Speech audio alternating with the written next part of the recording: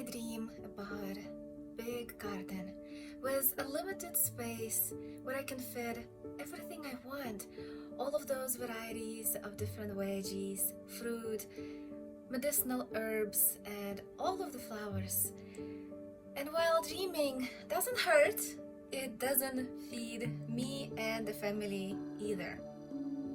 So today I would like to collaborate with other gardeners in a small space garden collaboration where we will share tips and tricks for small space gardening.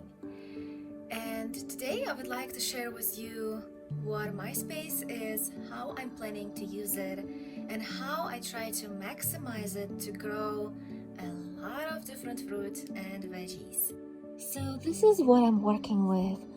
My backyard, front yard, small greenhouse, cold frame, green stock towers, and a lot of containers.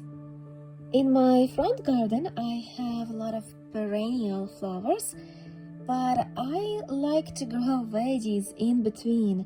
So this year I want to sneak in ornamental kale between pansies, and on the side of the house I want to grow root veggies, beets, carrots, and radishes. Also, I have an arc in front of my stairs where clematis is growing, and I'm thinking if I plant scarlet beans in there, it would also be beautiful, ornamental, and I would have harvest as well. Also, on top of my arc, I can hang a pot with strawberries or tumbler tomatoes.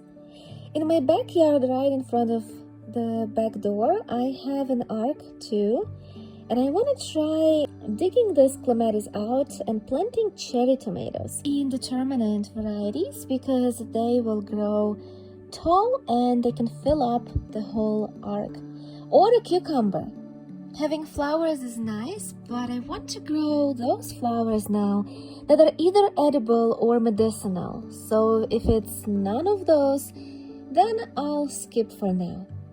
Another choice for an arc is peas, but usually doesn't get that big to fill the whole arc to the top, and it's short seasoned, so most likely I'll stick with tomatoes. Now let me show you my backyard layout a little closer. So white are the raised beds and black is my in-ground growing space.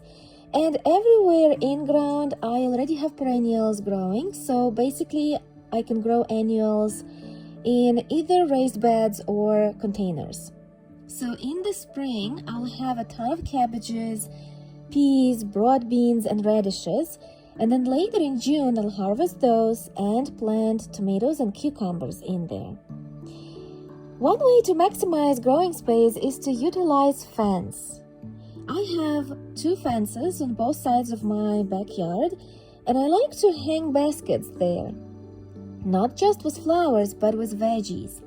Even tomatoes grow well like that in a hanging basket. This is my purple bumblebee tomato from a couple of years ago. And you can plant there anything that drapes over the sides of the container. So cucumbers would work as well, peas, sweet potatoes, strawberries. In front of my house on the stairs, I have rails where I placed hanging pots as well. Usually I have pansies in there, but herbs can be mixed in between as well. I even had radishes at one point. Any structure in your garden that you have can be used. I have this grape support, which originally was grill cover, and I repurposed it. So I hang my pots in there as well. It has shelves too, so I place some small pots with different veggies on those shelves, and it's working out great. You can see how great this basil is looking on the shelf. If you can't have anything permanent in your garden, like trellis or some other structure, because maybe you rent or some other reason, you can always get these folding trellises that are portable. So you can move them around anywhere you need. Any post, a tree, can be used for climbing veggies. This is the leg of my community library that I have in the front. and I had a Malabar spinach growing and climbing on it, and it looked great.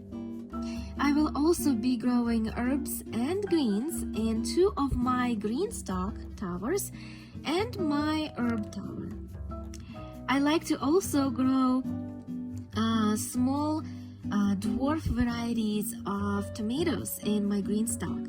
Last year I had orange sun and tiny tom or micro tom tomato growing in my green stalk, and it was not only looking great, but it produced a lot of tiny tomatoes that we were harvesting.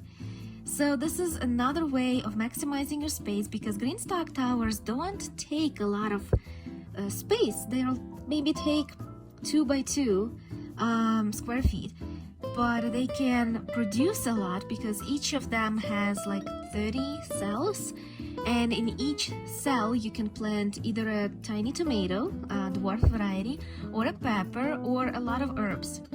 So it's a great way to utilize the space and maximize the production.